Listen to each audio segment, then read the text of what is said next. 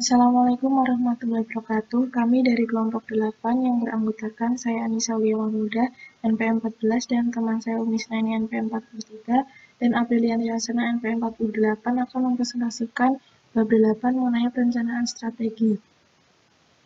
Perencanaan strategi adalah proses memutuskan program-program utama yang akan dilakukan suatu organisasi dalam rangka implementasi strategi dan menaksir jumlah sumber daya yang akan dialokasikan untuk tiap-tiap program jangka panjang beberapa tahun yang akan datang. Hasil dari proses perencanaan strategi ini dinamakan strategic plan. Secara umum ada 5 tugas manajemen strategi yang harus dilakukan oleh seorang manajer. Yang pertama, mengembangkan suatu konsep usaha dan membentuk visi organisasi. Yang kedua, menjadikan misi menjadi tujuan yang lebih spesifik, yaitu menjadikan pernyataan misi dan arah organisasi ke target yang lebih spesifik atau sesuatu yang menjadi ukuran kemajuan organisasi. Yang ketiga, membuat strategi untuk mencapai kinerja yang ditargetkan. Yang keempat, implementasi dan pelaksanaan strategi yang dipilih. Yang kelima, evaluasi prestasi, mengkaji situasi dan melakukan penyesuaian dalam hal misi, tujuan, strategi, atau implementasi sesuai dengan keadaan real, perubahan kondisi, ide-ide baru, dan kesempatan yang baru. Perbedaan antara perencanaan strategi dan perumusan strategi yaitu, perumusan strategi merupakan proses memutuskan atas suatu strategi baru, sedangkan perencanaan strategi adalah proses memutuskan bagaimana mengimplementasikan strategi. Yang kedua, dalam proses perumusan strategi, manajemen memutuskan tujuan organisasi dan strategi utama untuk mencapai tujuan tersebut. Sedangkan proses perencanaan strategi membawa tujuan dan strategi ini dan mencoba mengembangkan program untuk mengimplementasikan strategi tersebut secara efektif dan efisien. Yang ketiga, perumusan strategi merupakan kegiatan yang tidak sistematis. Strategi yang dirumuskan diuji kembali untuk merespon kesempatan dan ancaman. Sedangkan perencanaan strategi merupakan kegiatan yang sistematis di mana adanya proses perencanaan strategi tahunan dengan prosedur dan jadwal yang tersusun rapi. Selanjutnya, keuntungan dan kelemahan perencanaan strategi. Keuntungan perencanaan strategi yang pertama yaitu perencanaan strategi merupakan kerangka kerja dalam mengembangkan anggaran tahunan. Yang kedua, sebagai alat pengembangan manajemen organisasi karena sebagai alat pelatihan dan pendidikan manajemen karena memungkinkan manajer dalam proses tersebut berpikir tentang strategi dan penerapannya. Yang ketiga, sebagai mekanisme untuk memaksa manajer jangka panjang. Yang keempat, membantu mengarahkan manajer sesuai dengan tujuan jangka panjang perusahaan. Dan yang kelima, membantu berpikir secara eksplisit tentang tindakan jangka pendek yang diperlukan dalam menjalankan strategi jangka panjang. Sedangkan kelemahan dari perencanaan strategi yang pertama yaitu bisa menjadikan kegiatan yang bersifat rutin, birokratis, yang mengurangi cara berpikir strategis. Yang kedua, organisasi membuat departemen perencanaan strategi yang luas dan mendelegasikan penyusunan rencana strategi kepada staf departemen. Yang ketiga, perencanaan strategi menghabiskan waktu dan biaya yang mahal. Suatu rencana strategi formal memiliki karakteristik berikut. Yang pertama, manajemen puncak dari organisasi tersebut harus yakin bahwa perencanaan strategi tersebut penting, atau perencanaan strategi merupakan tempat pelatihan bagi seorang staf yang mempunyai pengaruh kecil atas pembuatan keputusan. Yang kedua, rencana strategi mempunyai ukuran yang relatif luas dan kompleks. Yang ketiga, kesadaran bahwa masa depan mengandung ketidakpastian, tetapi organisasi mempunyai fleksibilitas untuk menyesuaikan diri terhadap kondisi yang berubah tersebut. Kemudian, untuk struktur dan isi program, pada kebanyakan organisasi industri, program merupakan produk atau kumpulan produk, plus penelitian dan pengembangan, aktivitas administrasi dan umum, akuisisi terencana, dan kegiatan penting lainnya. Rencana strategi biasanya meliputi periode 5 tahun ke depan, atau ada juga yang berlaku untuk 20 tahun. Jadi tergantung dari keputusan masing-masing perusahaan. Selanjutnya, saya Isnaini akan melanjutkan pembahasan mengenai hubungan organisasi.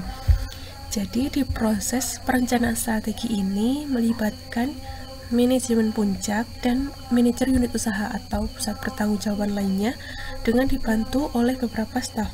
Tetapi staf kantor pusat di sini hanya sekedar membantu, tidak terlibat secara mendalam. Tujuan utama dari proses perencanaan strategi ini adalah meningkatkan komunikasi antar kantor pusat dan eksekutif unit usaha, sehingga manajer departemen unit usaha biasanya tidak dilibatkan dalam proses perencanaan strategi. Kemudian berkaitan dengan gaya manajemen puncak, bahwa dari gaya manajer puncak itu dianalisis dengan tepat, sehingga sistem yang dibuat itu harus cocok dengan gaya manajer tersebut. Karena perencanaan strategi itu sangat tergantung kepada gaya kepemimpinan seorang manajer puncak. Selanjutnya mengenai analisis atas usulan program baru. Jadi usulan program itu bisa disebabkan karena hal yang bersifat reaktif ataupun yang bersifat proaktif. Untuk yang pertama mengenai analisis investasi modal, bahwa teknik analisis investasi modal ini dimaksudkan untuk yang pertama mendapatkan net present value dari suatu proyek, dan yang kedua internal rate of return yang menunjukkan hubungan antara aliran masuk dan aliran keluar. Penggunaan teknik analisis ini tergantung situasi di mana secara konseptual bisa diterapkan. Nah, jadi ada alasan teknik present value tidak digunakan dalam analisis proposal investasi. Yang pertama, karena proposal tersebut menarik. Yang kedua, estimasi menjadikan proposal tidak menentu yang diyakini bukan merupakan usaha yang bermanfaat. Yang ketiga, hal rasional dari proposal itu bukan dalam rangka meningkatkan laba.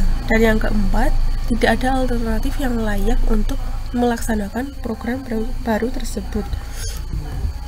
Ada beberapa pertimbangan yang bermanfaat untuk implementasi sistem evaluasi pengeluaran modal.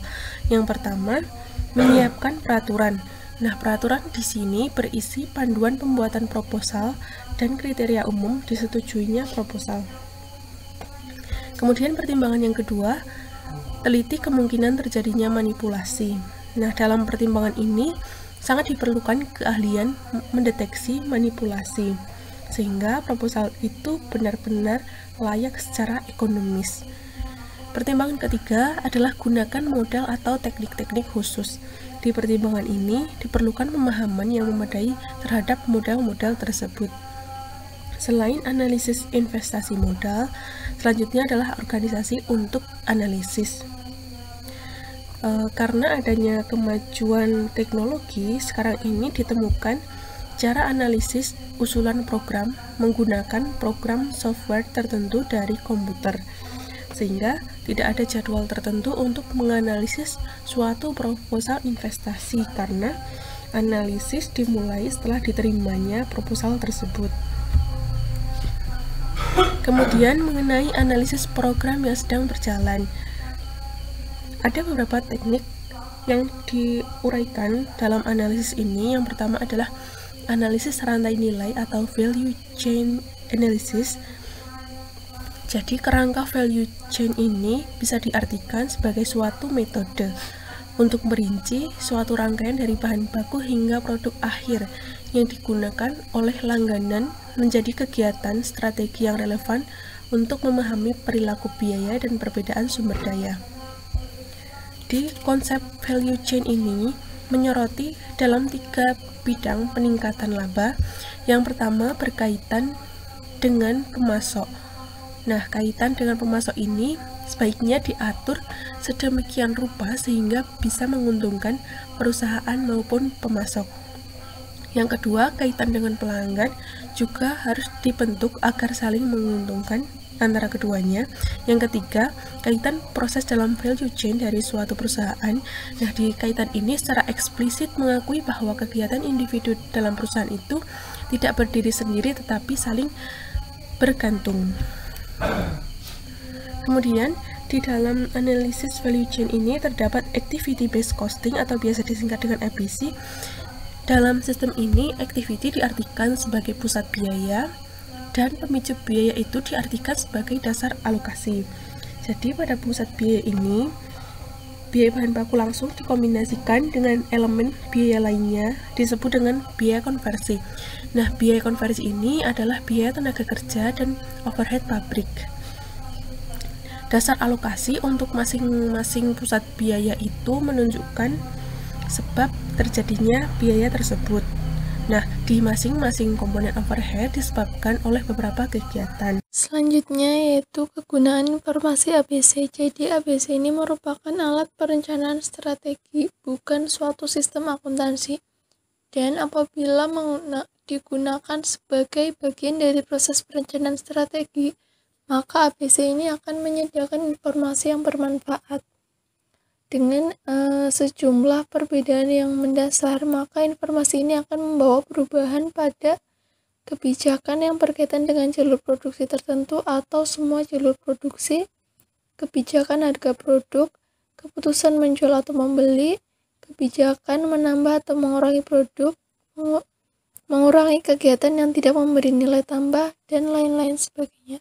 Selanjutnya yaitu analisis pusat biaya kebijakan. Unit jasa dan pendukung dalam suatu pabrik, bagian pemasaran, lead bank, administrasi ini merupakan faktor-faktor yang harus dianalisis karena bagian ini merupakan pusat biaya kebijakan. Sesuai definisi, tidak ada cara yang tepat untuk mengetahui tingkat optimum dari suatu pusat biaya kebijakan. Lalu ada analisis zero-based review. Jadi pendekatan ini tuh diperlukan untuk membandingkan biaya dan jika mungkin output untuk mengukur operasi yang sama. Perbandingan ini akan mengidentifikasi kegiatan yang keluar dari jalur sehingga diperlukan pengujian yang lebih seksama. Zero-based review ini diperlukan 4 atau 5 tahun sekali, tidak secara tahunan. Hal ini karena zero-based review itu membutuhkan waktu dan menjadi pengalaman traumatik bagi manajer yang direview kegiatan operasinya. Selanjutnya yaitu proses perencanaan strategi. Proses perencanaan strategi ini biasanya dimulai pada awal tahun pembukuan. Nah, proses ini meliputi yang pertama ada menelaah dan memperbarui secara strategi tahun lalu. Kegiatan ini biasanya dilakukan dengan melihat keputusan apa saja yang telah dilakukan dan kemungkinan keputusan tersebut merubah rencana strategi. Misalnya, manajemen membuat keputusan di mana perlu tidak berkaitan dengan jadwal waktu. Langkah pertama dari proses perencanaan strategi tahunan karenanya adalah mereview dan memperbarui rencana strategi yang disetujui tahun lalu. Nah, pembaruan ini biasanya dilakukan oleh staf perencanaan. Manajer puncak ini bisa saja terlibat jika ada keputusan tentang program yang harus diputuskan olehnya. Kemudian yang kedua yaitu memutuskan berdasarkan asumsi-asumsi dan pedoman. Nah, rencana strategi yang diperbarui melibatkan asumsi. Ini termasuk asumsi dari luar berupa pertumbuhan produk domestik bruto, perubahan iklim, tingkat inflasi, upah buruh, dan lain-lainnya. Kemudian yang ketiga yaitu langkah pertama dari perencanaan strategi. Nah, rencana strategi yang lengkap biasanya terdiri dari laporan pendapatan, piutang, dan unsur-unsur neraca lainnya, informasi jumlah penjualan dan produksi, pengeluaran biaya akuisisi pabrik dan modal lainnya, unsur cash flow yang luar biasa, keterangan rencana ini sama detailnya untuk tahun berikutnya. Kemudian yang keempat ada analisis. Apabila rencana unit usaha diterima kantor pusat, maka disatukan menjadi rencana strategi secara keseluruhan. Kemudian rencana tersebut dianalisis secara mendalam. Nah, analisis ini dilakukan oleh staf perencanaan maupun bagian pemasaran, produksi, dan fungsi lainnya pada kantor pusat. Kemudian yang kelima ada langkah kedua dari rencana strategi. Keputusan ini membawa revisi rencana. Nah, secara teknis revisi lebih mudah dilakukan daripada perubahan total karena yang hanya diubah hanyalah jumlah tertentu saja. Nah, beberapa perusahaan tidak menginginkan revisi dilakukan secara formal tetapi melalui negosiasi informal dan hasilnya diajukan ke kantor pusat. Nah, yang terakhir ada review akhir dan persetujuan. Rencana yang telah direvisi tadi didiskusikan pada rapat manajer puncak. Kemudian persetujuan akhir ini dilakukan oleh pimpinan puncak atau Chief Executive Officer. Kemudian persetujuan hendaknya itu lebih awal dari dimulainya proses penyusunan anggaran.